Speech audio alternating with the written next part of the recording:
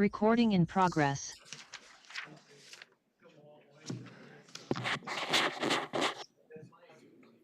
Scott, is Philip joining us? No, he's not today, so sorry. Okay.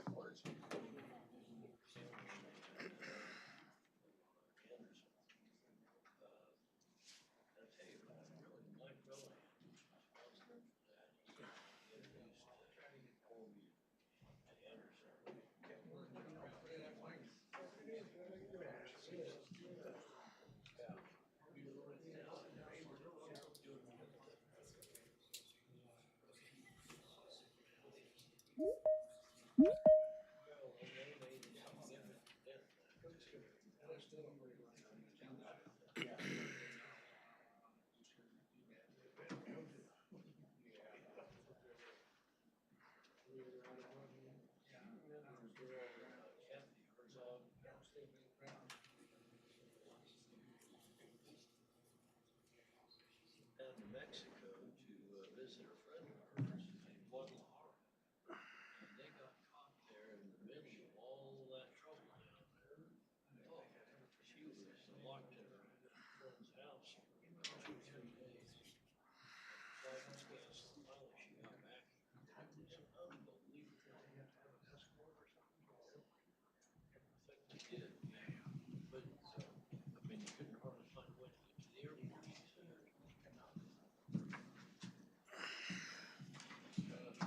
Scott, you ready? Yes, sir. Okay. I'll wait till Kurt gets in.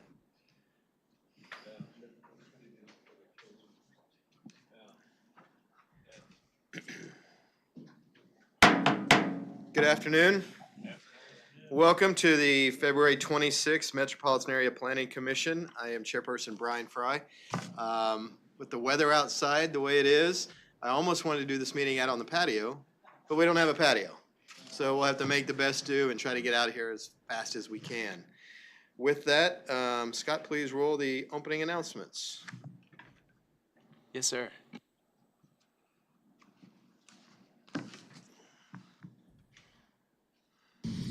Before we begin the agenda, the Wichita-Sedgwick County Metropolitan Area Planning Commission and the Wichita-Sedgwick County Board of Zoning Appeals would like to take this opportunity to welcome everyone to this public hearing. For those in attendance, copies of the agenda for today's meeting, the public hearing procedure, and planning department staff reports on all agenda items are available in the lobby.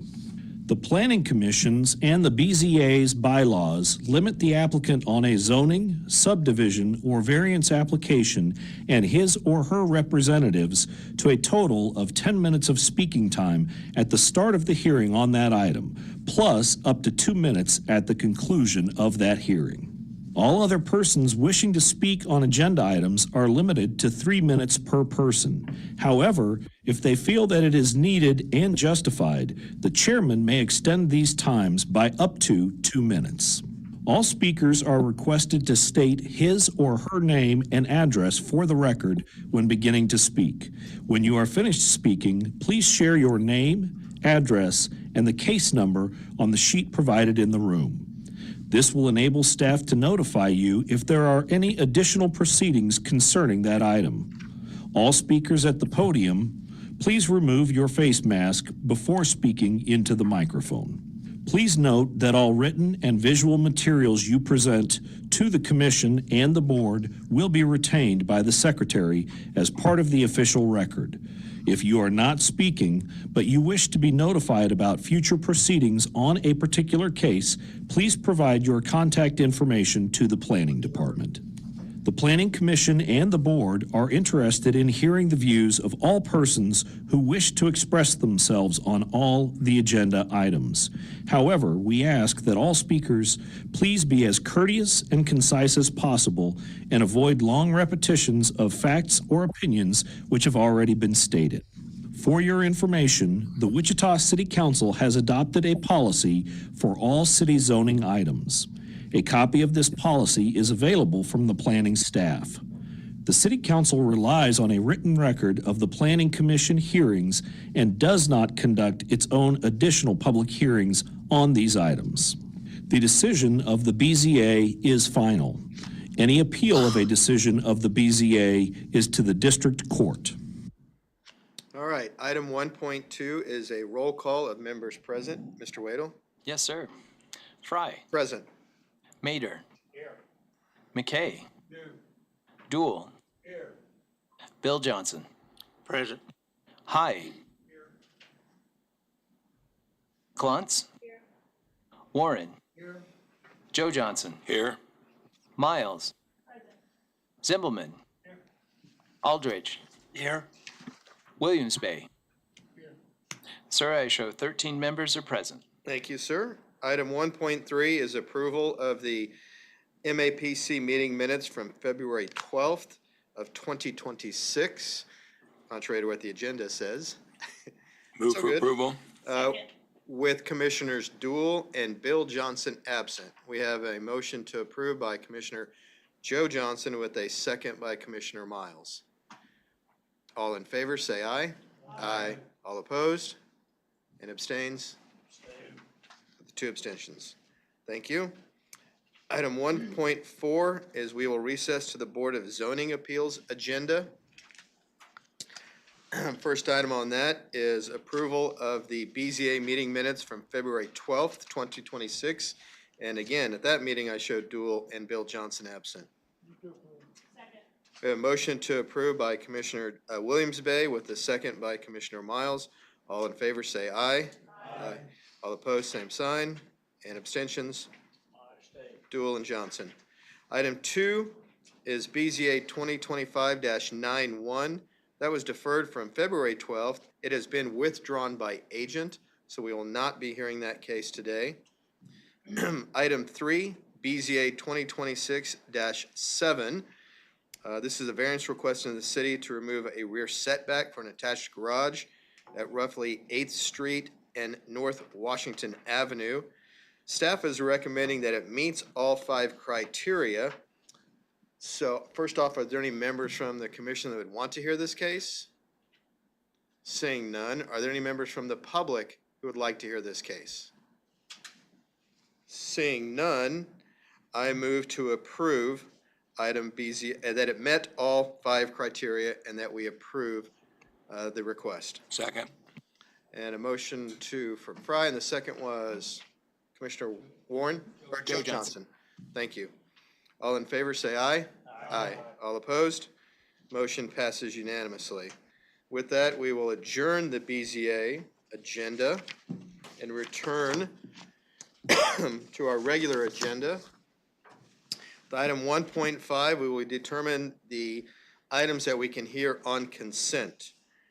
Going through the subdivision committee recommendations first. Item 2.1, sub 2026-1. This was deferred from February 12th, a one-step final plat for the Flatland 2 estates, roughly West 21st Street North and North 263rd Street West. Are there any members from the commission who would like to hear this case? Seeing none, are there any members from the public who would like to hear this case? Seeing none, we'll move item 2.1 to consent. Pardon me. Item 2.2, subdivision 2026-2. This was deferred from February 12th. A one-step final plat for Cottonwood Estates Edition, West 87th Street South and South 103rd Street West. That has been deferred to March 12th. So if you're here for that case, you'll need to come back. Item 2.3, subdivision 2026-3. A one-step final plat for the Pegasus 3rd Edition, East Crosswind Court and South Webb Road. Are there any members from the commission who would like to hear this case? Seeing none, are there any members from the public who would like to hear this case? Seeing none, we'll move item 2.3 to consent. Item 2.4, subdivision 2026-5, a one-step final plat for the Elm Street Edition, approximately West Elm and North McLean Boulevard. Are there any members from the commission who would like to hear this case? Seeing none, are there any members from the public who would like to hear this case? Seeing none, we'll move item 2.4 to consent. With that, I move that we approve items 2.1 2.3 and 2.4. Kirk Sponsel, Deputy County Councilor. If I may, as a point of privilege, could we address 2.1 separately? I'm okay with the others being approved on consent. I just want to address 2.1 You had your briefly. moment earlier. I apologize. Yes. Newbie? Okay, so do we need to hear all of 2.1, or is there something specific that we need to address? Something briefly I would like to be considered as part of a motion of approval. Okay, so we'll go ahead and, if friendly amendment to my motion, that will approve items 2.3 and 2.4. With that, I have a motion and a second by Commissioner Williams-Bay. All in favor, say aye. Aye. All opposed? Okay, we will return to 2.1 later, after we get through all of the items. Item 3.1, vacation item. Vacation 2026-1. This is a vacation request for an access control, basically at South Water Street and West Pawnee. Are there any members from the commission who would like to hear this case? Seeing none, are there any members from the public who would like to hear this case? Seeing none, we'll move item 3.1 to consent. With that, I move that we approve item 3.1. Second. Motion to approve with a second by Commissioner Bill Johnson. All in favor, say aye. Aye. All opposed? Motion passes unanimously. Item 4.1, conditional use 2025-168, a conditional use request in the county to revise a site plan approximately North 63rd Street East and East 77th Street North. Are there any members from the commission who would like to hear this case? Commissioner Aldridge. Do we have the applicant or agent present for this case? I see. Good. All right, thank you. We will hear item 4.1. Item 4.2 is conditional 2025-176, deferred from January 29th to amend a conditional 2015-3 to allow outdoor entertainment, music and recreation generally located at West Douglas and South Anna Street. Due to the staff recommended action of deny, we will hear that case, and I believe the applicant agent is here as well, correct? Good. All right. So now we will go back to item 2.1, and Counselor, you have the floor. Thank you again, Kirk Sponsel, Deputy County Councilor.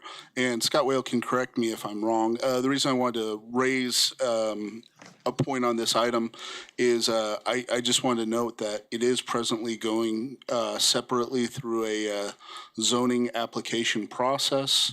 That has not been finalized. That process application is to move the item from rural residential down to SF20. A reason I just wanted to point that out is because rural residential technically requires 2-acre lots. Upon looking at the plat, some of those are below that. So with that in mind, I would request that consideration that with any approval of this plat, there is an understanding that perfection of the plat would be subject on a separate zoning action that would allow such platting. Okay. Any questions for the counselor? Commissioner Warren.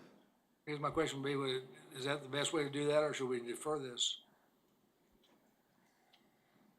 I mean, part of the problem we also run into on the platting process is we do have specific timeframes that unless the applicant wants and agrees to the continuance, then we're supposed to address it forthwith. Unless they agree to it, then technically some of that timing runs against the county. I think certainly it's an action that can be asked of the applicant themselves.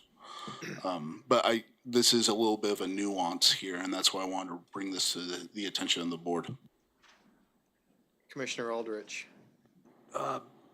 Just for clarification, doesn't, before the subdivision even heard this, shouldn't the zoning have been in place first before subdivision heard this? This is Scott Wadle. My understanding on that is that in this case, because they were filing the zoning at the same time, around the same time as they were doing the plat, that the plat could be approved, but it would not be recorded or perfected unless the zoning has been approved. Because we can't perfect or finalize a plat if it shows lots that are smaller than what the zoning of the property allows, which is what is being requested in this situation, pending their zoning application, which I believe you'll hear at your next meeting. That was my next question. So we could make the motion that 2.1 be approved contingent upon the approval of the zoning. I believe that's what the counselor is. Sounds like a motion. Yes. Who is the second? Commissioner. And so just so it's on the record, your motion is to approve contingent or subject to separate zoning approval that would allow the zoning and the plating. Yeah, I think I just said that, yes. Okay, thank you. We're all clear? We have a motion, and it's been properly seconded by Commissioner High. All in favor, say aye. Aye. All opposed? Motion passes unanimously. Thank you, Kirk. All right, so now we return to item 4.1.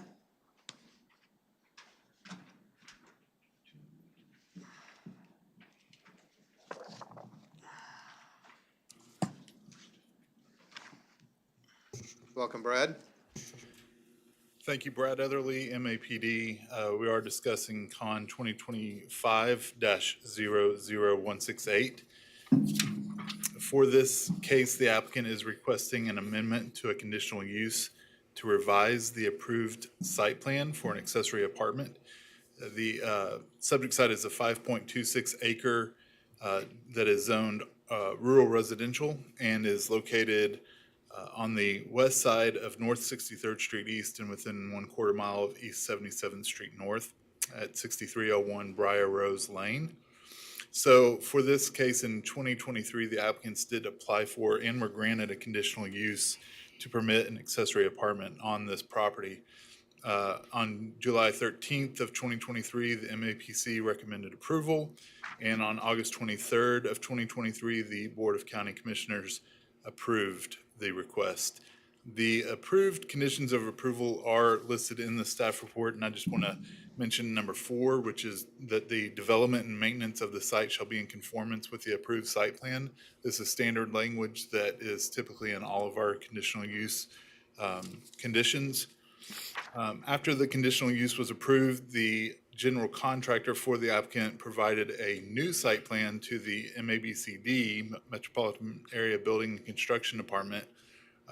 When a building permit was applied for, the new site plan indicated a new location for the apartment that was not reviewed or approved by planning staff. Despite this, the building permit was approved and the error was not realized until a complaint was filed. So on December 4th of 2025, the applicants applied for an administrative adjustment to update the site plan to reflect the current location of the apartment. The applicant stated that the site plan was changed due to topographical constraints and construction feasibility of the location of the original approved site plan. The original location required grading and or fill, whereas and additionally, the applicant indicated that the original location would have required removing existing mature trees. The current location allowed the driveway to be constructed through a natural break in the tree row. On December 26th of 2025, planning staff did deny that administrative adjustment based on impacts to existing uses and surrounding areas, compatibility with existing uses on abutting sites, and effects on public health, safety, or welfare. Staff received public comments during the 10-day comment period, and though none of the comments received were against permitting the accessory apartment, they were against permitting it without considering additional considerations such as landscape screening and things like that. The UZC does permit accessory structures to be in front of the primary structure on lots larger than 5 acres, which this is. And if any additional accessory structure were to be constructed, the applicants could do so without screening from the roadway. The character of the neighborhood, if we can go to the zoning map, is rural and low-density residential. All adjacent properties are also zoned RR, rural residential, and properties to the north and west are developed with single-family dwellings properties to the east and south are in use as agricultural. The property is unplatted. In 2023, the subject site was approved for the conditional use, which we spoke of. As far as public services go, the site has access to East Briar Rose Lane, which is a gravel 2-lane local street that empties out onto North 63rd Street East. The property uses a septic system, and the subject site is served by Rural Water District Number 2. As far as plans and policies, if we can go to the future growth map. The request for the accessory apartment is in conformance with the community investments plan, which identifies the site as being in the rural growth area. Larger lot residential ex-urban subdivision will likely be developed in this area, and accessory structures are permitted to be in front of the principal structure on properties greater than 5 acres. So staff does recommend approval of the revised site plan with the conditions listed in the staff report. Basically, that the site shall be developed in conformance with the revised site plan, and that all other conditions of the original conditional use would still apply. And with that, we can go to pictures.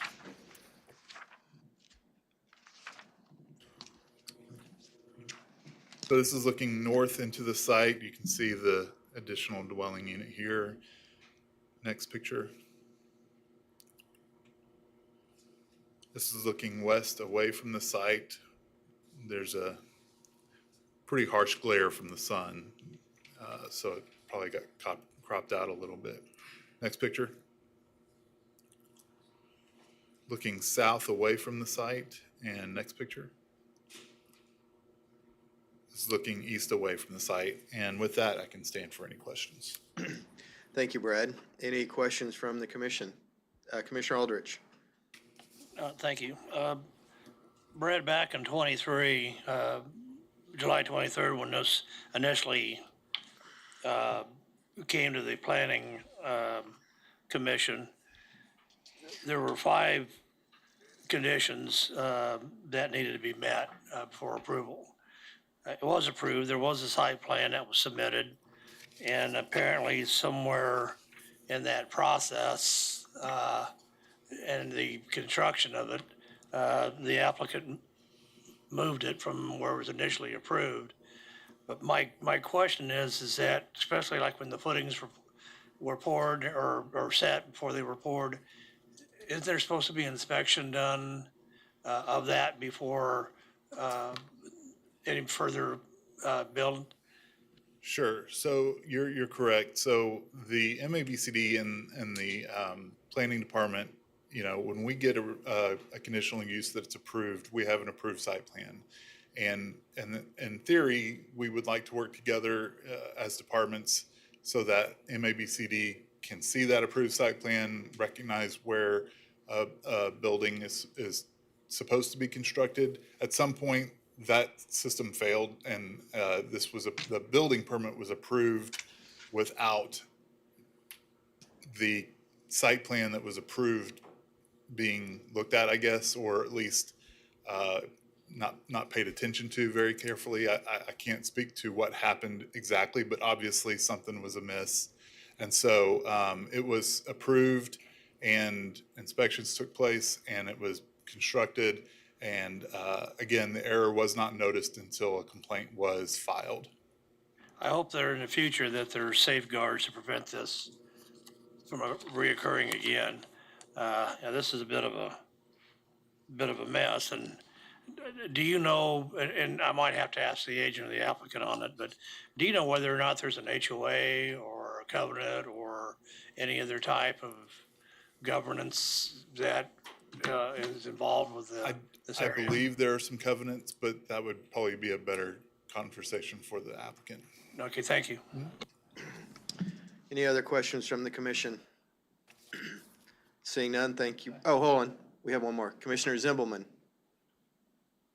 I assume Mr. Laborman is here to answer this question, but I'll ask it to you and then you can defer. So I would like to know which site plan was approved with the building permit.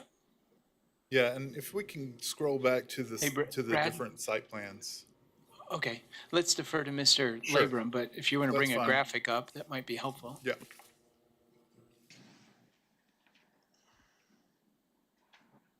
So I'll just state that this yellow rectangle is where the original was supposed to go, and you can see where the one was built. Good afternoon, Chairman, Commissioners. Chris Labor, I'm Director of MABCD. We approved it to the site plan as it is built now. So the applicant brought that site plan to us. That's what was approved. And I guess since I have the mic, a little more light on that, if you will. There was not a safeguard in place prior to this. We do not, I should say, prior to this case, necessarily receive the approved site plan. We obviously had access to it based on the case, but we didn't receive that. And so we would receive a copy of that, if you will, from the applicant. So this is the first time we have ever had a case where someone moved something like that, and either we did not catch it because of them pointing it out to us that they wanted to make a move. Any other issues that we've ever had, we actually had requested a slight move based on building code requirements. So this is the first time we had ever had one where there was this drastic of a move without that being pointed out to us. We realized that through this process. So at this point in time now, our review process has changed for this to be one of the criteria that we double check that the site plan we received from the applicant is the same site plan that is on file with MAPC. So that is specifically where this broke down, is that we received that, filed it, assuming that the site plan they had put forth here was where they wanted everything.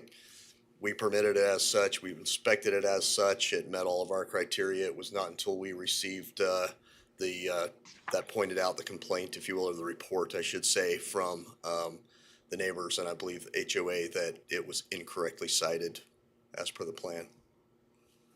I don't want to get off track too much here, but I hope that in the future that, somebody has to actually sign off or stamp or something, so there's that communication is there, to prevent this from the future. Yes, sir. Yes, that process is in place now. That is part of the permit writer's check for when there is a conditional use involved in the unincorporated.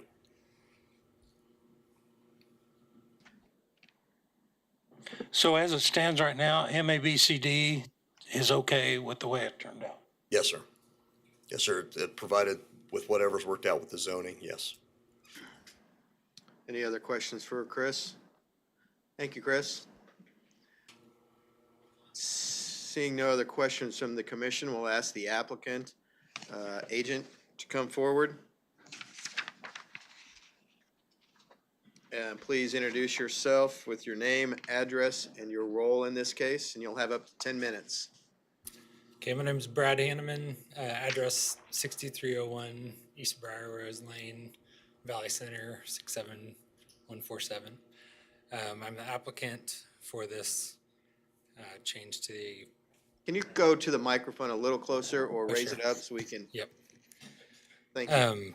I'm the applicant in this situation. The original site plan that we had was, we basically just went through the requirements of what you guys were asking, saying submit a site plan.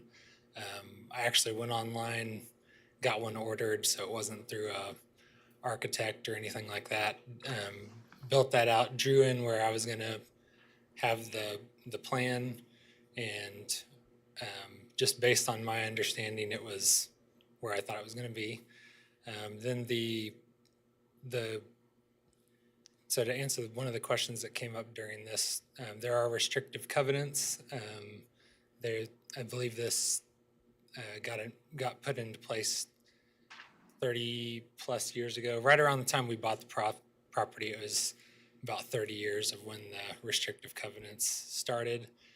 There was something in there that said after 30 years, I forget the exact wording, but it was kind of like it just renews again. There wasn't like a set cessation date where it was going to end or anything like that. So those are still in place. At the first accessory apartment application, there were two individuals, there are two neighbors that just showed up to say there are restrictive covenants, and then you guys basically said that that's a separate issue. We're going to approve it 10-0. So that went through. We then went to the restrictive covenants, got it approved to say that there could be accessory apartment, got that all submitted, signed, and approved, and then it went on to the building code. So there was a long process in there from original purchase to getting this application to getting the restrictive covenants and then being able to start the build. But we were in full communication with the architecture committee from the covenants at that time. And then once the building process started, we hired a general contractor. He was going through the site plan or what we were asking and just saying where that is. There's quite a bit of grading there. And he said we can scrape just to save some money. Like we can scrape your whole yard and try to get some dirt over there. And it's going to be a lot of dirt moving, a lot of cost, a lot of replanting of grass and all that stuff. And he said, there is a place down here where we wouldn't have to do any trees. And it's flat down there. And my comment, which is the same to today, was just if that's okay with the planning committee, I mean, if that gets approved by the permits that are out there and whatever's required, then I guess that's great. Because it seemed like a good alternative where it was flat, wasn't going to disturb a lot of ground, weren't going to have to tear down any trees. And so I wanted to make it very clear, there's no willful intent to change this or thinking that it was even something that was going against something else. It truly was the general contractor saying, this seems like a viable option. I said, as long as that passes whatever needs to happen there, then that's great. And to your point, I agree with you fully that there should be checks and balances between the two. I was told after this complaint came out that checks and balance wasn't there, but it will be in the future. So that's an agreement with what you guys have talked about so far. I think that's great, because had that been there, we would have been able to address it before starting the build, and the building process wouldn't have gone along as far as it had. All the building went through, building code passed, everything got approved. Even during that time, we were in communication with the architecture committee, because the builder was saying we want to make sure that the pitch is right, materials are right. So during that process, we're communicating with the architecture committee, which is part of the covenants. And so they were involved in that process. I should have said something during the foundation pour, and it's like, yes, that would have been a great time to say something, because then we wouldn't be hundreds of thousands into a bill. I mean, this thing cost over $200,000. It's not cheap to build a house and get all the utilities out there.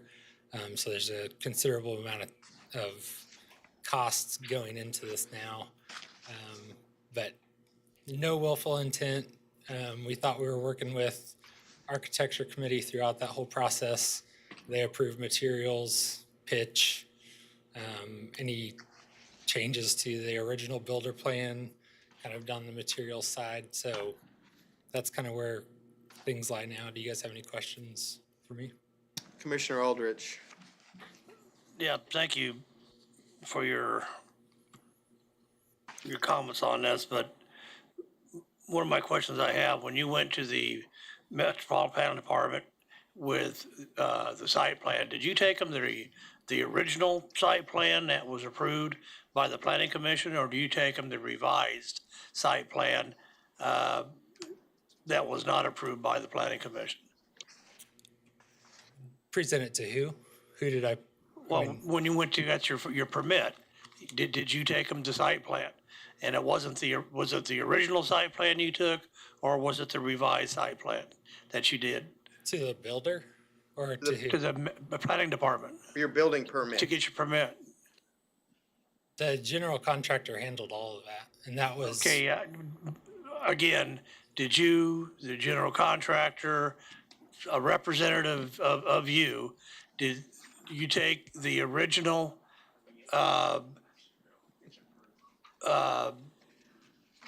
site plan or the revised one?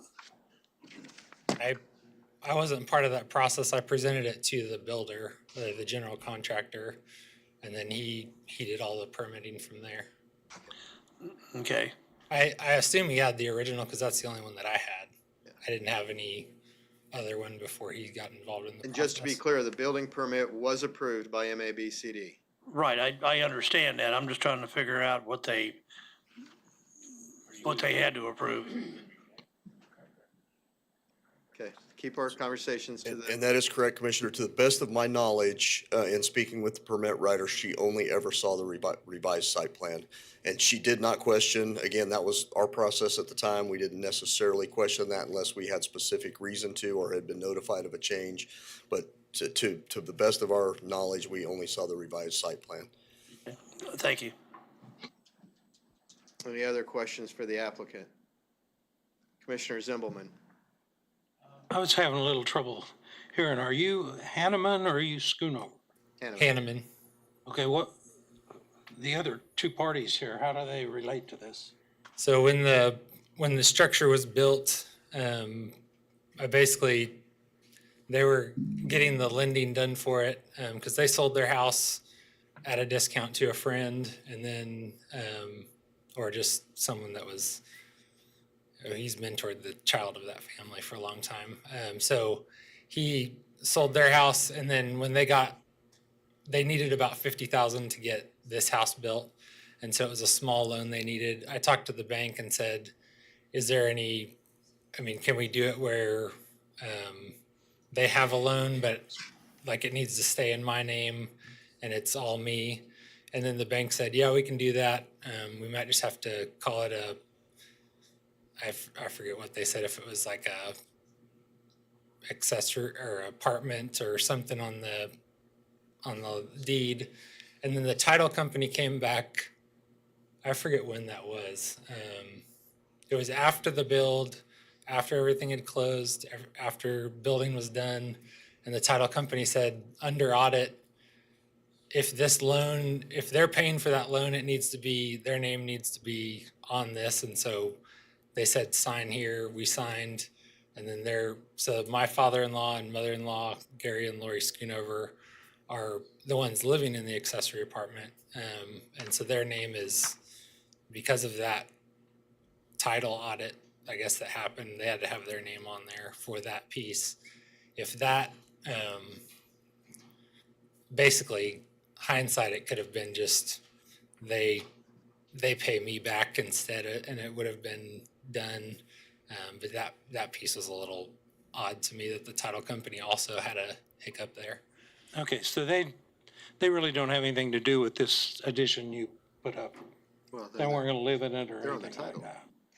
They currently live in it. Yeah. On the title, it sounds like. Yeah, that's what I'm hearing.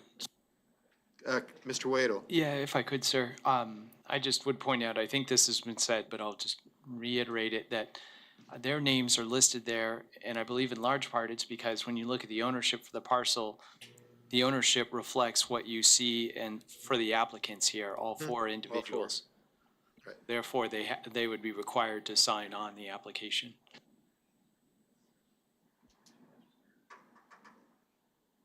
Any other questions from the commission? Seeing none. Thank you, sir. Stand by. There may be a rebuttal opportunity. If there's anyone from the public that would like to comment on the case, we will now open up for public comment. Please give us your name and address for the record, and you'll have 3 minutes. I forgot. Thank you, Commissioners. Good afternoon. My name is Chris Spohm. I live at 6301 Briar Rose Lane. I'm the neighbor immediately to the west of the subject property. Despite any of the events that occurred that caused this breakdown and this being built in the wrong spot, the responsibility for the Hannemans is not absolved, that they should have come back to the planning department with a new site plan and had if it was chosen to do so, this body deliberated. The fact that the administrative adjustment was applied for and denied by them shows that it would have made its way back for this body for consideration. This has affected our neighborhood. I'm going to show you why. If you have my slide deck, go to my first slide. If you don't, you've got a packet at your table. This affects the adjacent properties for a number of reasons. And so that first picture there is just an overview of the site plan. And Commissioner Zimbelman, you can look at that in red as the original location that they submitted. This is their site plan. For context, the green is the existing home, the outline in red is the accessory apartment, and then the orange and the yellow on that sheet is the as-built location of the site. That site plan has contours. They used that as they were going through their design process to site their structure. If you go to the next sheet, that's the aerial photo. It looks pretty much like this. Look at the existing home. There's a purple circle around it. That circle is drawn from the center of their driveway to the edge of the proposed conditional use site, the accessory apartment. And within that area, I'm going to call it the area of impact from the additional conditional use. That's the area that you'd expect the basic activities of daily life to occur. And anything that you would have, the accumulated clutter of living, would be located within that circle. This is the area, that is the conditional use case we were here to comment on with the original conditional use. And that's good planning. It was a good plan. It was well screened. If you look at how the trees aligning the area would be configured, it provided a very good shading and screening from the street. It was supported. It was supported by my wife and I. We came to the meeting and spoke for it. Our homeowners association, or covenant committee as it really is, was in favor of it. So much that we met, the rest of the homeowners met to approve allowing an accessory apartment, which our covenants originally did not allow. So it was supported by the neighborhood, it was supported by us, and it was approved. Go on to the next sheet, please. I think you ever started your clock, did you? Same picture, second circle. There's another circle on this sheet that is the same size as the first, and it's now centered in front of the garage of the accessory apartment.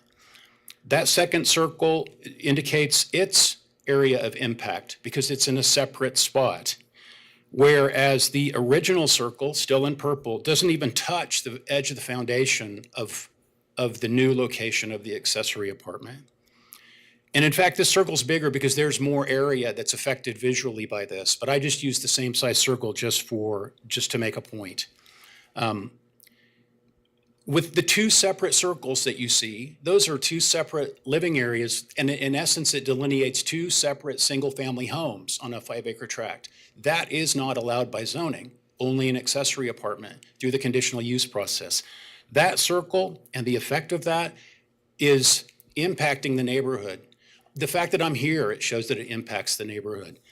And it's a separate and completely different use. Two separate homes on this site. And one of the golden factors is about the neighbor, the comments from the neighbors and their feeling on it. And there's ill will here that is evident from this process. And I think that goes to the effect that it's caused an issue on the site. Go on to the next. Chris, I think there's a little confusion on when the clock started. Are we at the 3 minutes? Yes, sir, we are. Now, you do have authority, of course, to grant them up to another 2 minutes. I'm going to give you another minute, please. Thank you. Okay. Last slide. It's a picture from the Briar Rose Lane looking into the accessory apartment site. And you can see just the associated clutter of living from this view. But I want you to do a mental exercise. Take that picture, move the driveway 90 degrees to the east, and then take that picture and move it up into that top circle by the original conditional use site. There would be almost no impact. And Mr. Hanneman was right. All of the issues I brought up with him about the location of their new accessory apartment and the issues that have come with it are because of its improper siting. So with that, I've made some, we didn't have any guidance from planning staff on what to do here. I have provided with my report, it's item number 3 on pages 4 and 5, or I'm sorry, 13 and 14 of your staff report for landscape screening. And item number 3, I gave 3 options. Item number 3 is the one that I would recommend for your consideration. And I'd like action today. I've started this back in July, and I'd like to have some action done so I can move from being on the offensive about this to let the Hannemans make their own case about why or how they should handle this. All right, So with that, I'll answer any questions. Thank you, Mr. Bohm. Any questions? Mr. Warren, Commissioner Warren. If you were, the red circle on the 3rd or 4th page that we're looking at here, the sphere of influence. Can you lower your mic down a little bit, Mr. Warren? Thank you. The red circle there, it's kind of arbitrary of where you would put that. If you were to place that center dot on the center of the building, that would change the look of that, wouldn't it? In terms of having a negative effect of sphere of influence? You could move that. I mean, you could look at that in any way that you wished. There is the clutter of life that's associated with any structure, and a circle could be described at any point. But I think you could agree in the purple circle or the conditional use, which encompass both the main home and the accessory apartment site, the activity of daily living would substantially occur up there. It was well screened. This is next to the street, so I would contend the circle's bigger because it can be seen further distance in most directions. Commissioner Joe Johnson.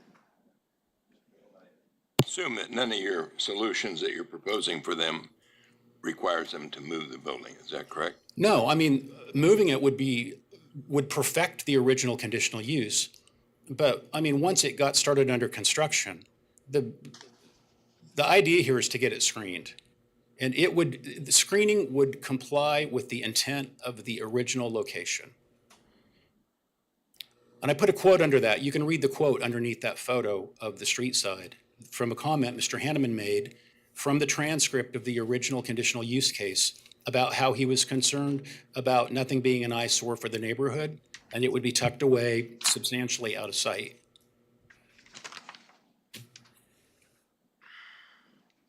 Commissioner Williams-Bay.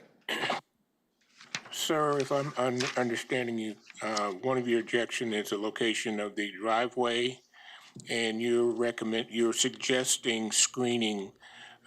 Or would a wood fence be objectionable, or you prefer landscaping, or what would be the best solution in your mind? Golden rule number 1 is to take into consideration the character of the neighborhood. Everything has landscaping. All screening in our neighborhood is landscaping. Landscaping would fit in. They have a lot of trees around their perimeter. Unfortunately, this was built in an area that does not have trees. So mature, year-round evergreen type trees would be ideal that provide screening. So if they provided screening, the issue with the neighborhood association would be resolved? You'll hear from one of our covenant committee members, and yes, there's a letter in your packet from them where they recommend screening similarly to solve the issues on all sides. Thank you. Any other questions for the speaker? Seeing none, thank you, Mr. Thank Bohm. you. Next public speaker. Again, please give us your name and address for the record, and you'll have 3 minutes. Thank you. My name is Jim Boone. I live at 6101 Wild Rose Lane, Valley Center, 2 cul-de-sacs north of the property. And I'm on the architectural committee of the Woodlands Association. We did meet with the Hannemans and his in-laws when we very first started this, talked about it, talked about requiring changes to the restrictive covenants and all those type of things. Kind of got on the same page. We saw the original plot plan. There's one other member, John Vetter, he's not here today. We walked outside and looked at where the house would be and where the drive would be, which way it would face, all according to the original plan, and where some trees would have to be removed in their initial estimation of where it would be in order to access the driveway that opened to the east. A lot of the reason that we went to revising our covenants, which took some time and it was a fair amount of work, but anyway, got that done, trying to comply and let our homeowners have some flexibility in those type of things. We thought it would all be a good idea. Everybody agreed and we got that all passed. The reason we approved this particular placement was based on the initial thing and the screening and the driveways. We were pretty sure we knew where it was going to be and how it would look. That's why we approved it as designated on the main thing. But anyway, we did do all of that, but the placement was the key thing to comply with the appearance of the neighborhood. Last comment, after listening to all the stuff today and working on this for quite a while, it sure seems to me like some screening would be a very cost-effective thing that would make everybody kind of happy. It costs a little bit more, probably less than some of the other more expensive things, moving a driveway, to keep it affordable. Chris Chris would be happy with it despite the price. It just looks like that would be a worthy consideration of having proper screening, evergreen trees, fits in the neighborhood. A lot of that's already there. Don't have to move the building, and the architectural committee would be happy on behalf of the homeowners association. Any questions? Yes, sir. We have a couple of, Commissioner McKay. Mr. Boone, you talked about screening. Do you have your committee have any idea of what type, we talked about evergreens, but configuration, according to this, you just go straight northeast and put evergreens across there and it'd block everything out. But that doesn't sound like what you guys are wanting. Do you have an idea of what basically the association wants? Well, pretty much it sounded like the recommendation that Mr. Bohm presented would have, I think, some trees on the west and the north that would basically shield that from either whether you're coming from the west or the east, that type of thing. We didn't really design anything, but his design sounded reasonable to us and functional. Thank you. You're welcome. Did I see another hand over here? Commissioner Zimbelman. Hello, Mr. Boone. Are you the head of the HOA or just part of the group? There's two members of the committee. Okay. So has your HOA gone over the suggestions that Mr. Bohm with the homeowner yet, or is this something new that came up today? Well, the architectural committee, the two of us have looked at that and know where it is. And the other guy lives on the middle of the three cul-de-sacs. I live on the north. But we both are very familiar with the location and how it would affect it, and that would be satisfactory to us. Okay, so I'm not hearing very good, Jim, but okay, you have talked to the homeowners and they would be amenable in one of these solutions? We have not talked to the homeowners. That responsibility falls to the committee. Okay. So, Mr. Boone, I'm going to ask a question, and I'm sure I'm clear on the answer. The original site plan that was submitted for the location of the accessory apartment, the architectural committee approved that. Yes. When it was revised in 2025 in the building permit with the new location, did the architectural committee approve that? No, we did not. So we did talk about the brick, the matching, some of the things that are in the restricted covenants, how it matches the pitch of the roof. right now, I'm asking specifically but not about the location. We did not we were never notified of the change in location. I guess my question is for legal, why wouldn't the HOA and restrictive covenants have precedence over this before us? Kirk Spalza, Deputy County Counselor, completely separate here. Whatever happens with the HOA, whether you approve or deny here, whatever happens with the HOA is completely separate. That's a civil matter that the government does not have involvement So in. whatever our outcome is, there could still be a civil action that the neighbors could take. Potentially, Correct. Okay. potentially. All right. Yeah, that's the way I've understood it, and I wouldn't think we would have precedence over you at all. Okay. Just want to make sure everybody's understanding that as well, so.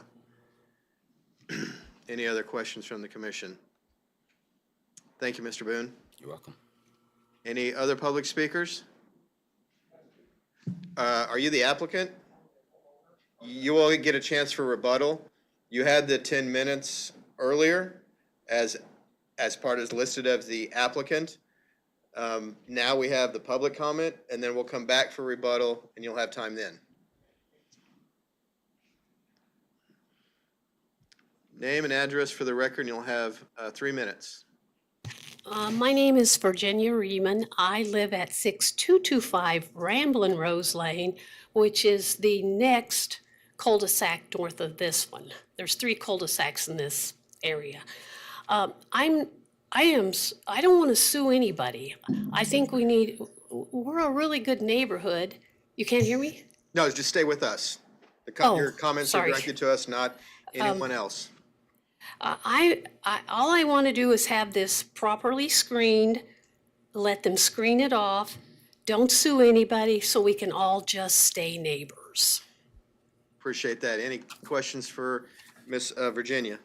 Riemann? Riemann, Riemann, thank you. Seeing no questions, thank you, ma'am. thank you. Next speaker? No more public speakers? Okay, I'm closing the public comment. We'll ask the applicants to come back for rebuttal. You'll have up. Have we ever seen a design screening? Not yet, because we haven't found out if that's something that they'd be interested in. So this is Brad Hanneman again, You'll applicant. have up to 2 minutes, but I'm going to give you 3 because of the error that I had earlier with the timing for Mr. Bohm, because he got extra time. So I'm going to give you 3 minutes for rebuttal. Okay. And I'll keep mine short and then Gary can speak. My name is Brad Hanneman, applicant 6301 Briar Rose Lane. Obviously, these are 5-acre lots. They're pretty large.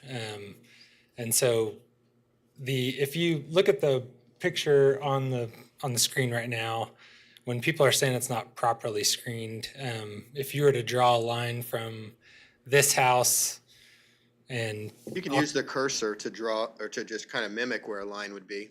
Thank you. so the Bohm's house, or Bohm, I apologize, is it Bohm? Boom. Bohm. Their house is probably right here. And so just to give reference, proper screening, in my opinion, we probably have the most perimeter trees of any property in this restrictive covenant. Also, when this building is going on, I'm thinking just for my in-laws and this accessory apartment, I'm like, that's pretty nice little area right there. You have trees on both sides of you. And just for what it's worth, our neighbors to the north, this 6200, they're some of our best friends. Our kids are best friends. They have no problem with any of this, and they have a direct view of everything. So the screening seems kind of arbitrary to what we're talking about. Mr. Boone saying that he didn't have final approval of whatever the final product was. When we're talking about brick changes and things of that nature, we're probably 90% done of the most of the construction done. So he's clearly part of that process pretty late in the game. So it's just kind of one of these, how much are we going to spend on landscaping? Is it arbitrary to what the Bohms want, which don't have direct view from their house of this?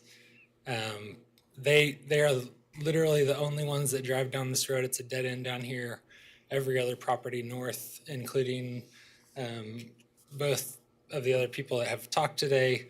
They're separate cul-de-sacs. There's even a neighbor here, right here, that is adjoining, but there's so many trees between our property, he doesn't even have visual access of it. So it's kind of one neighbor who sees it.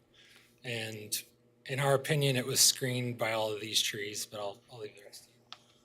All right. It looks like you got 30 seconds. I'll talk fast, okay? My name is Gary Schoonover. I live at the property we're talking about. And I just want to point out, they said something about a circle of activity. This entire area is a circle of activity. I have 3 grandchildren that live right here, and we see them every day. They're very good friends with these over here. And there's activity on this entire property every day. All right, thank with you, sir. grandkids. And one more comment. One comment. We did not create this or build this except to support my son-in-law and daughter. We're 67. I built a home so I wouldn't have to go into a residential home to have care, to spend all that money. It's an open property so that we can die in that property. We just want to be good neighbors. There are trees Sir, right here. You That's can't more see than, in this that's, picture. sir, I'm sorry, out of respect, that's more than one comment, so. Okay, I'm sorry. Thank you. Thank you. All right, bringing it back to the commission for discussion. Who wants to start? Commissioner Joe Johnson. I have a question. Is there a basement under this home? What was the question? I'm sorry. Is there a basement It's a slab. on a slab on grade? Obviously, the clutter, potential clutter, would have been minimized for your neighbor had you built it the same way that you showed on the original site plan. It would have been totally concealed.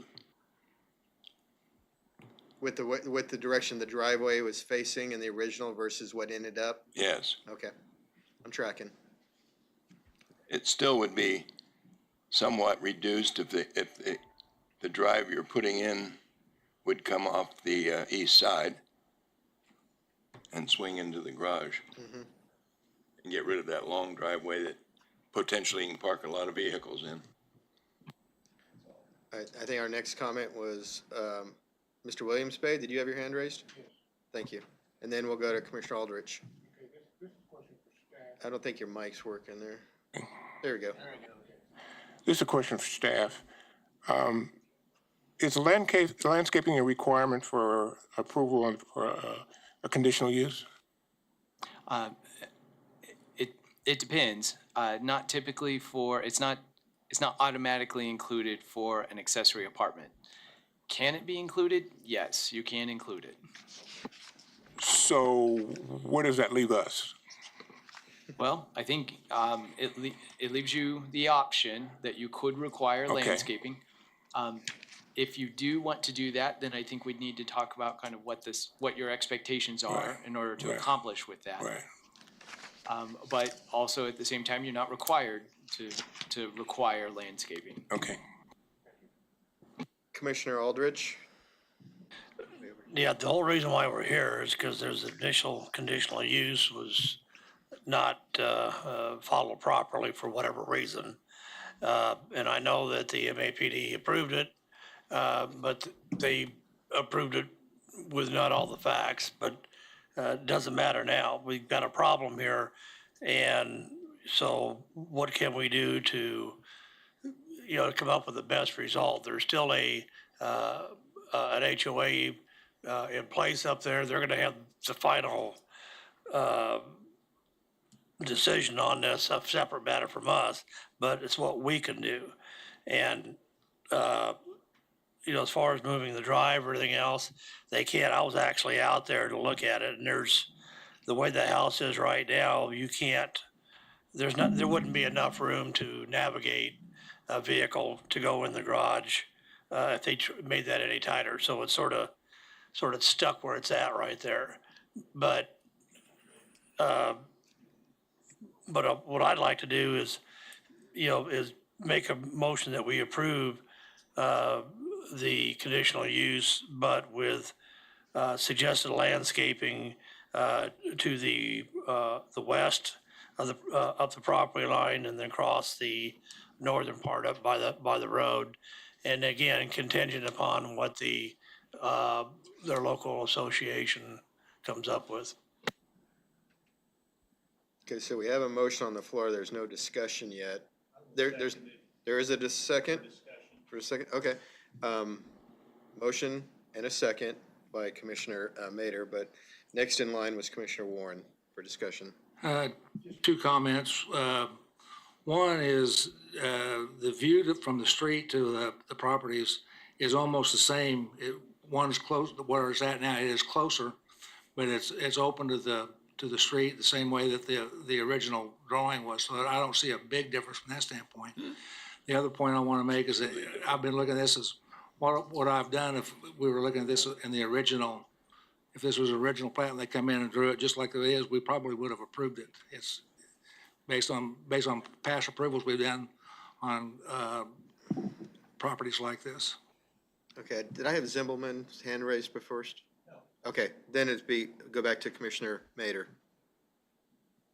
I'm going to repeat what I just heard here.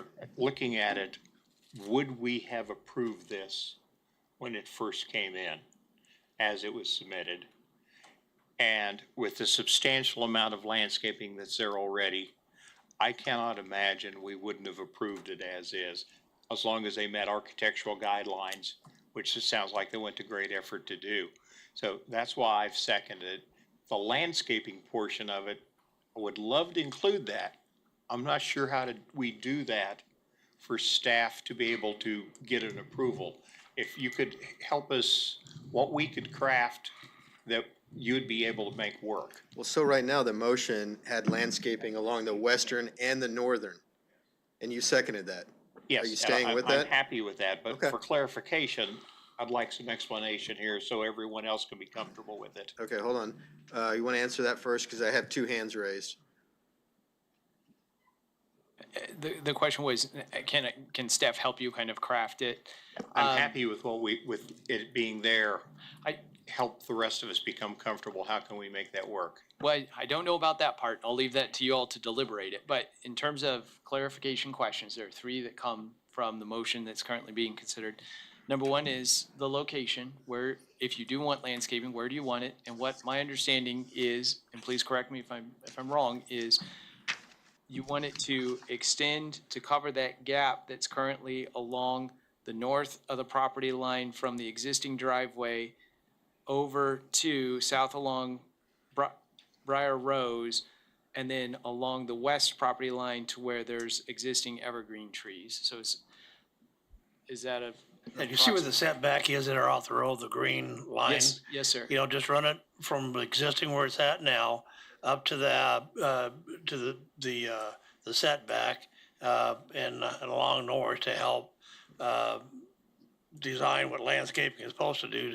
You know, create a buffer or right there. Because like I said, I was up there, and the original, if it was at the original site, it's got some good coverage, but it's not. It's been moved up, so there's not too much coverage right there. Okay, so just for clarification, I think the green lines are the property lines. So anywhere on their property, as long as it provides that coverage along that. Correct. Okay, and then the second thing is then, if you want landscaping and you know the location, then the question is, do you have a material or a type of plant that you're looking for? Mr. Aldrich, he's asking if the motion needed to include the type of landscaping and the size. Oh, okay. I think I'm not a landscaper, but you know. I think, sorry, one quick question was just really, do you want it to be evergreen, as there was a public comment about evergreen, or if it could be any kind of landscaping? So if you don't have a preference, that's okay, but if you do, I want to make sure that we cover that. Well, I can make a recommendation that they look at a Taylor juniper. But it's that, I mean, if you want to get that detail about it, but yeah, just something that is approved from the HOA. I think they're the ones that's going to wind up having the president. What I'm saying is just that there needs to be some sort of the screening, and actually the screening technically, if the way the layout is right there, you can go from the existing screening to the west and go diagonally over towards the driveway. That would do, as long as it's on the property and it blocks that off. Okay, so the way I understand it is that landscaping should be provided in order to provide effective screening, and that should go from where there's evergreens on the west side of the property up to where we see evergreens along the driveway. And how they accomplish that, they can go diagonally, they can follow the property line, whatever works best for them. Correct. Okay, Commissioner McKay? I have a problem with that. What, is there gonna be any kind of restrictions on the height? Cause you can plant trees that tall, that's not gonna help a whole lot.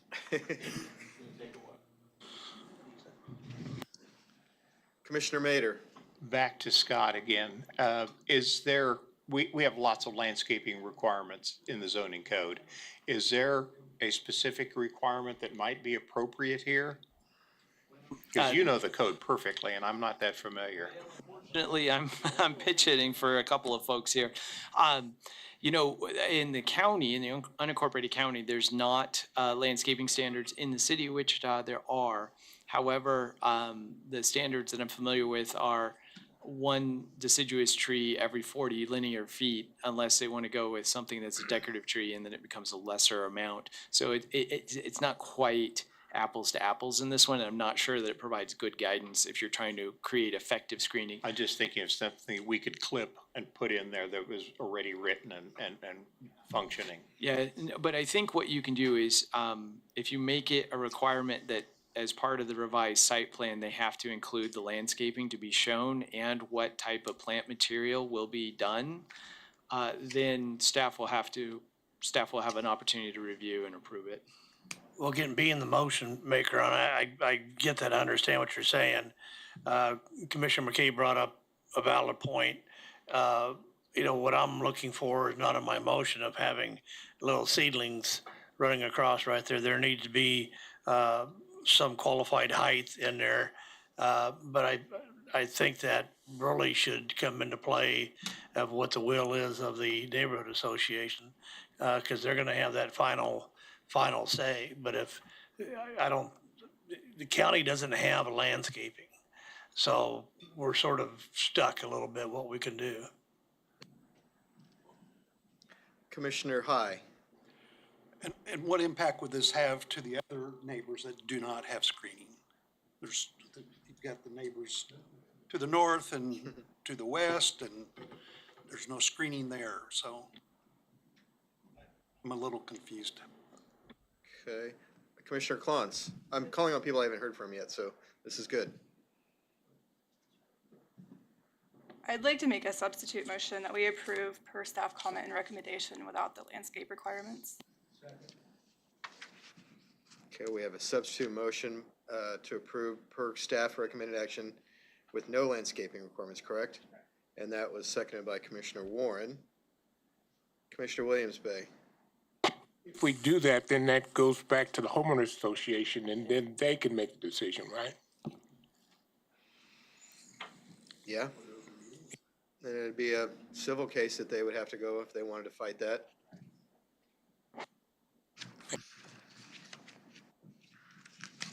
Commissioner Warren? Just afraid that talking about what kinds of screening we want to do, we create a mess that we don't, we can make it worse. Right. We don't know what we're talking about, so. Yeah, unfortunately, I don't know that we'll be able to replicate what is existing screening from the original site plan without it being extremely, not only expensive, but even possible. Because some of those evergreens that are there are very mature and extremely large size, and I don't know if you can even plant something like large and move in there. So I don't even know if it's something that we could achieve with the best intention. So that's problematic. Commissioner Bill Johnson?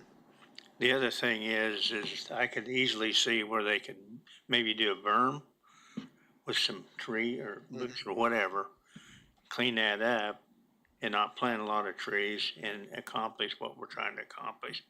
But I agree with the substitute motion. Commissioner Aldrich.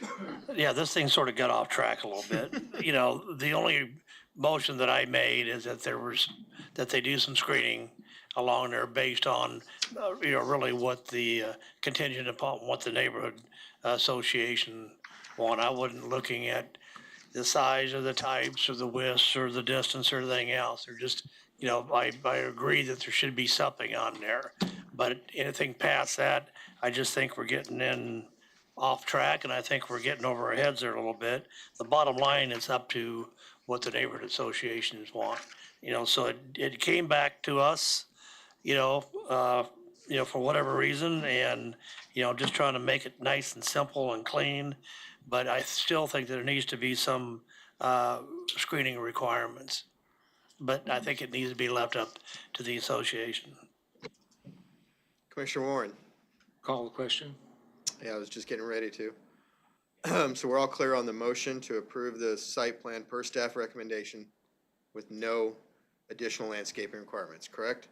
Is that the motion? And it's properly seconded? I'm going to wonder if I should do a roll call vote. Let's do a roll call vote, please. Yes, sir. Fry.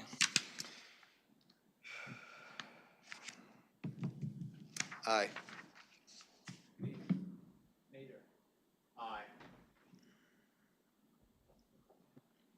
McKay.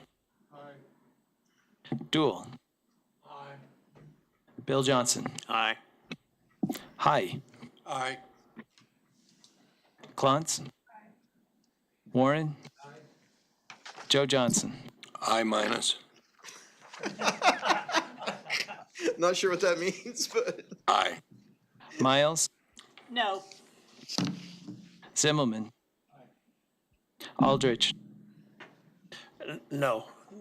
Williams Bay. Aye. Sir, I show motion passes 11-2.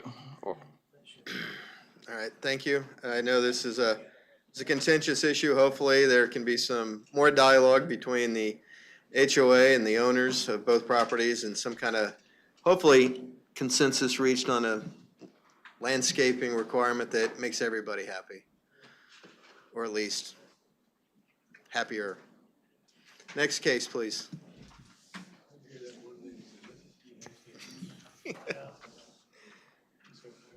Yes, once again, Brad Etherly, MAPD. We're here to discuss Con 2025-00176. This case was brought before the MAPC on January 29th of this year, and the motion was to defer. So I won't go through all of the details, but I will kind of highlight some of the things that have happened since, and just kind of a refresher. This is a request for an amendment to the conditional use to permit outdoor entertainment on the site. It's a 0.77 acre site that is zoned LC, limited commercial, and is located at 4801 West Douglas Avenue. And again, this is the Memorial Post number 3115, Veterans of Foreign Wars. So the applicant would like to amend condition number 2 of the original conditional use that restricted outdoor entertainment, music, or recreation from being on the site. And the applicant had stated that this is to extend community service events to the parking lot for events such as reunions and trunk or treat. So after the January 29th meeting, staff, myself, did meet with the applicant on site and discuss the possible events that would be hosted on this site. And the applicant mentioned that the impetus of the request stemmed from attempting to extend their liquor license to the parking lot for a scheduled cornhole tournament. This was roughly a year ago. And that the liquor license was denied because planning staff noticed condition number 2, which prohibits those outdoor entertainment, music, or recreation activities. And then the other issue that came up at the previous MAPC meeting was the question about the parking. If you'll recall, at the time of the original conditional use, it was noted that they were short of what was required for the parking. And so since it's been 10 years or so, we wanted to make sure we were updated on those counts. And I talked to the fire department And they did have, or they have listed an occupancy of 180 people for the site, which would require 90 parking spaces according to the zoning code. So when I was out there meeting with the applicant, I did go out and count the actual parking spaces, of which there are 58 provided, leaving 32 spaces short. And I will note that they do have space on the property for more parking that is not actually delineated parking spaces, especially if they have, a lot of motorcycles on site or something like that, which apparently they do. But as far as specific delineated requirement or required parking spaces, they're about 32 spaces short. And so an administrative adjustment would only be able to reduce that by about 10% by 9 spaces of the required 90. So likely they would need to request a variance in order to reduce the parking to what's required. And then furthermore, if outdoor events do take place in the parking lot, it's likely that those events would occupy required parking spaces as well. So just a refresher on the conformance to the plans and policies.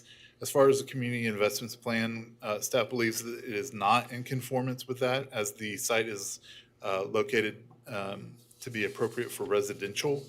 And then as far as the Wichita Places for People plan, we believe it's in partial conformance with it because of strategy number 3, which sets out to improve the economic feasibility of commercial uses and the markets necessary to support them. And then strategy number 6 does encourage infill and redevelopment that is contextual to the environment in which it is occurring. Obviously, this is a commercial use, so improving the economic feasibility is one thing, but also the environment in which it's occurring is mostly residential. However, there are some commercial activities to the east across Anna Street.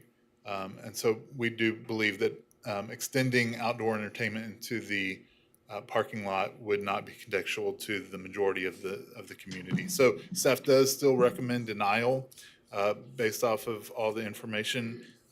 However, if the MAPC does determine that the amendment should be approved, staff recommends that it be subject to the amended conditions.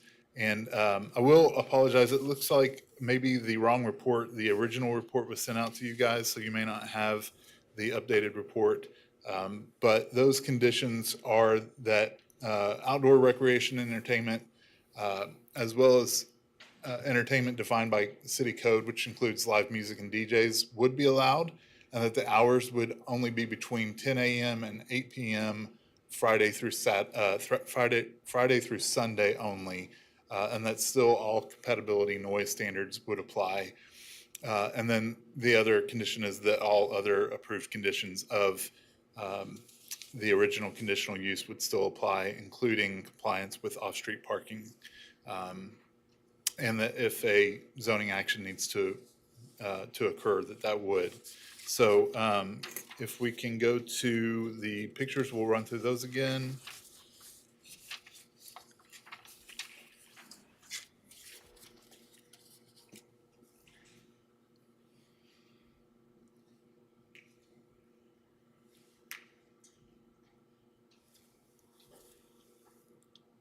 This is looking south into the site. This is looking west into the parking lot. Next picture. This is looking west at the building. Next picture. Looking north away. Next picture. Looking east away. Next picture. Looking south away. Next picture. And looking west away, and I believe that was the last one. Yep, so with that, I can stand for any questions. Thank you, Brad. Commissioner Joe Johnson. Would it be possible to limit the uses of the parking lot? I mean, I like what I heard about certain things being out there, and maybe a total number per year. I may defer to Scott on this, but I think that if we're dealing with some things that were discussed at the original meeting, things like trunk or treat, I don't see that as being as big of an issue as opposed to some of the possibilities of reunions with live music and DJs, things like that. But, you know, when it comes to trunk or treat, I mean, that's pretty benign. But bigger blowouts with cornhole tournaments and lots of, you know, other things going on might be an issue. So that I would think that that would be up to you guys to maybe consider as conditions.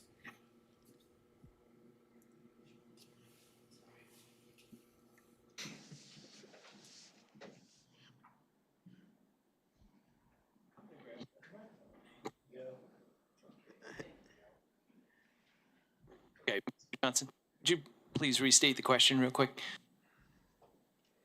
Would it be possible to restrict the type of uses that we permit in the parking lot and the number per year? Yes, you can restrict the number per year. The challenge that comes up with that is typically enforcement. As part of that, we've seen, I don't know, we've had one get approved, but we've had draft language put together where the owner would have to keep a logbook of the events, and then those would have to be checked if there's ever an enforcement issue that comes up. That's one method of doing that. In terms of the types of events, yes, I believe you can also do that. The question would become then just what type of events and how do you define them? And the length, time of.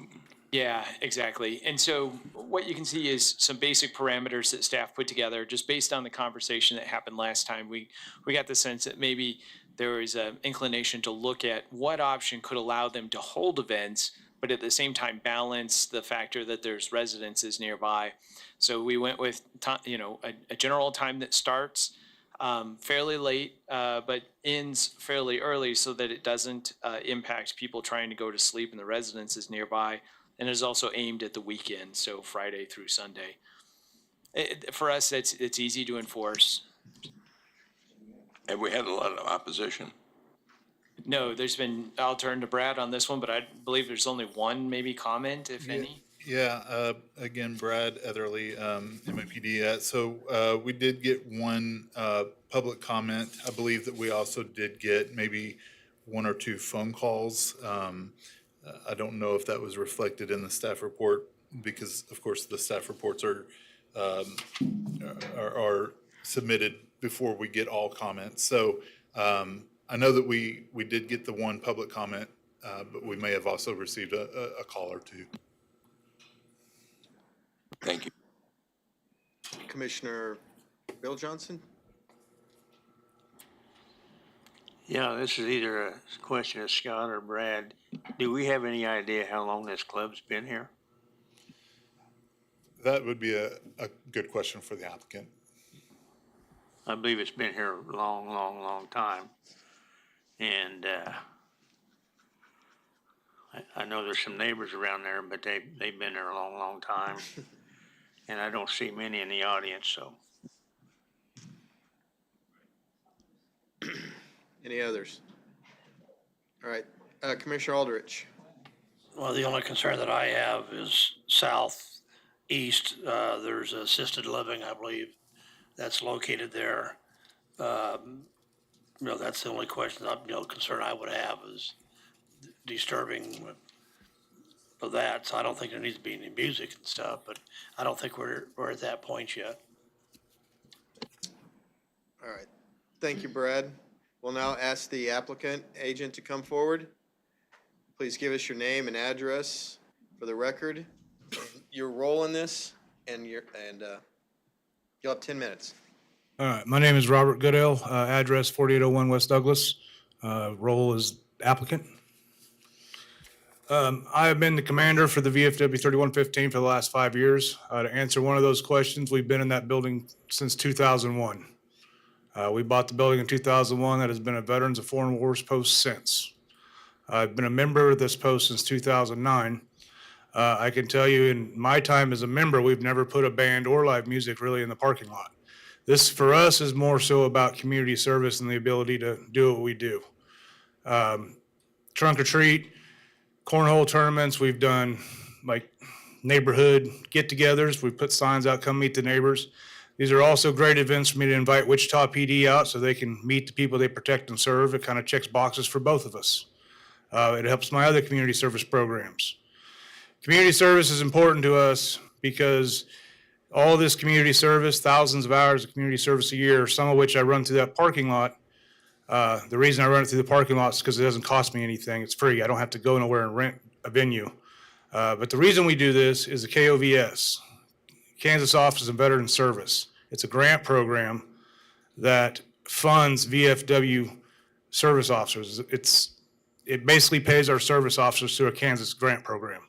That is kind of what I'm worried about losing, is a lot of hours of community service, because that grant is based off community service for the entire state of Kansas, all the VFWs. I'm the 7th largest post, and we are in the top 5 for community service every year. So I don't really want to lose that. As far as the assisted living to the south, that is Starkey's. And every year I go over and invite them over for trunk or treat. We have an excellent relationship with them. Veterans Day, they come over and they bring us cards. Every resident will make a card and they'll hand it out at the post. We've invited them over for our Thanksgiving dinners. They haven't came, but they have been invited. So we do have an excellent relationship with them. Like I said, 25 years in that location, we've never had a problem. Wichita PD has never had to come knock on our door and ask us to calm down. We've never had a neighbor come knock on the door to ask us to calm down. Never put a band in the parking lot. This is more so for outdoor entertainment and recreational use because I don't want to fine. When I talked to Leonard Fox last year when I was extending my liquor license, he said, well, this changed in 2015, so you can't do this no more. Just go change it. So here we are. But by doing these things, depending on who rolls by, we could be subject to a fine. So I'd prefer not to get a fine. I mean, that's basically it in a nutshell. We're not going to do anything we haven't already been doing for the last 25 years. We're pretty chill. No, I don't know what else to say about it. Does anybody have any questions for me?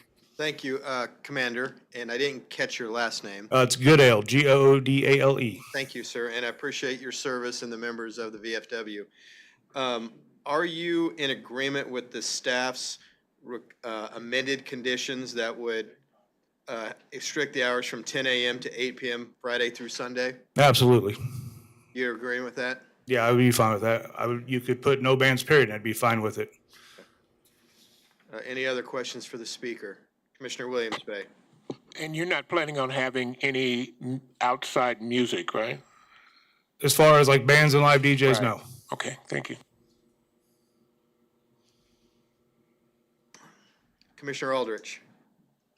Just following up on it. So you're not going to have any music at all, not just live music, but any piped out music? They have had a Bluetooth speaker out there before, but the volume on that, I mean, you're not going to hear it next door. It's this big. Okay, so just splitting hairs, you're still going to have music out there, whether it's cassette tapes or. The Bluetooth speakers happened one time. Well, I'm showing my age. The cornhole tournament would be the only time that would happen, and we've done a couple of these, and it's only happened once. The cornhole tournament is basically a huge fundraising event for another nonprofit. We don't keep any of the money. That was where I needed to extend my liquor license because people want to drink beer while they throw bags. Again, as part of the staff's recommended amendment, it says all compatibility and noise standards shall apply per the Unified Zoning Code. So you'd have to follow that as well. Okay. Okay. I'm okay with that. All right. I think that's all for questions, sir. Again, thank you for your service. Thank you. I appreciate it. Thanks, guys. Any public comment? Anyone in the audience? Seeing none, we'll bring it back to the commission for discussion. I make a motion that we approve the request per the staff recommended amended conditions of hours restricted to 10 a to 8 p.m. Friday through Sunday, and these are listed in the staff report. Don't all jump at once. So you clear on that, Scott? Yes, sir. So it sounds like the motion is to approve per the alternative conditions of Yes. approval. And if I could, sir, I think what I've heard so far from the discussion in terms of the golden factors, that you don't find that it would have detrimental effects to nearby properties because of the types of events and the facts that neighbors aren't here to complain, and they've indicated they're going to be doing the same events that they're already doing right now. You took the words out of my mouth. I appreciate that. And we had a second from Commissioner Warren. Is that right? I know it was over here. Okay. All in favor, say aye. Aye. All opposed.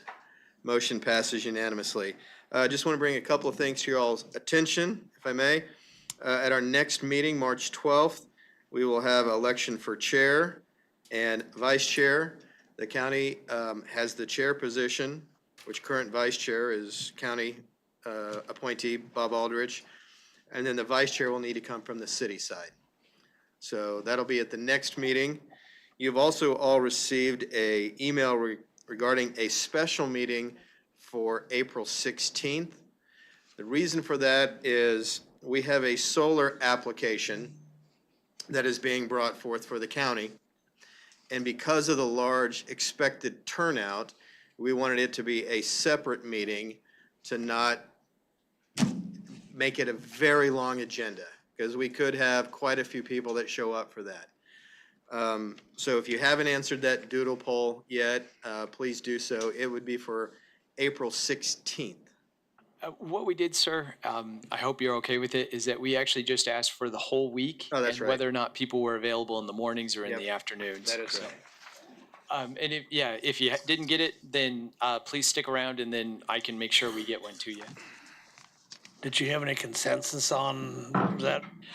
No, sir. Unfortunately, our staff have been kind of stretched in a little bunch of different directions, so we don't have that quite yet, but we'll be in touch with both chair and vice chair as soon as we get a sense of where the majority of folks are landing. Thank you. Anything else for the board? Yes, Mr. Wadle. If I could, sir, things have been developing rather quickly with the data centers.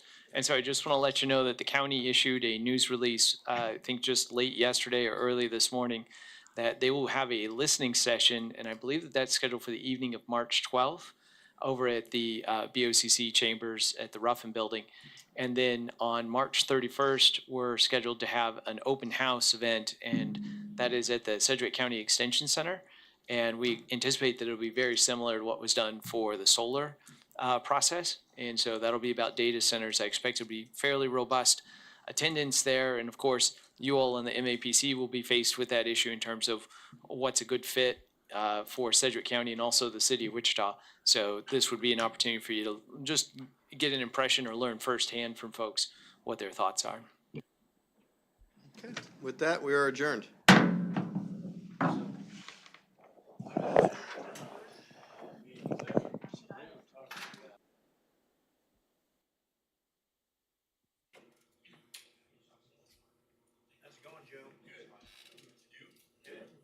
Recording stopped.